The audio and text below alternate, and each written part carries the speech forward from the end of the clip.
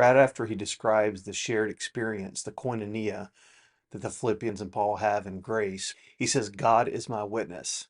God is the one who testifies about me.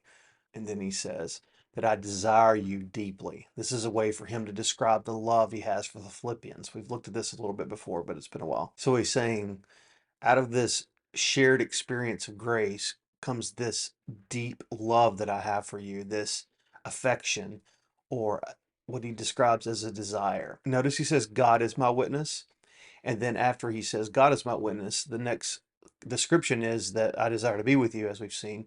And then he comes back to the idea that it's God who is behind all of this. He says that he loves the Philippians with the, as we've seen, the splanknon, the bowels, the deep, passionate emotions of Jesus. A few takeaways from this. This is what comes out of their shared koinonia and grace. Paul's deep love for the Philippians. In a moment, he's going to start talking about how he wants to see their love grow. This is how he introduces the idea. He says that the love he has for the Philippians isn't his own love, it's the love of Jesus welling up and overflowing inside of him. That's why he can add the little detail, the little footnote that God is my witness. God is the one who can verify this because it's God who's doing it.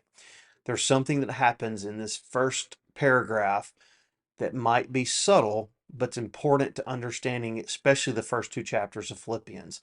And that is how often Paul comes back to the idea that it's God who's doing the real work.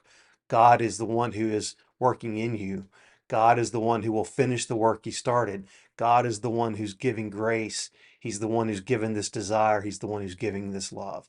There's this subtle undercurrent that Paul's developing that suggests to us that in grace, in the gospel, we don't work for God. It's God who is working through us. And his greatest work is love.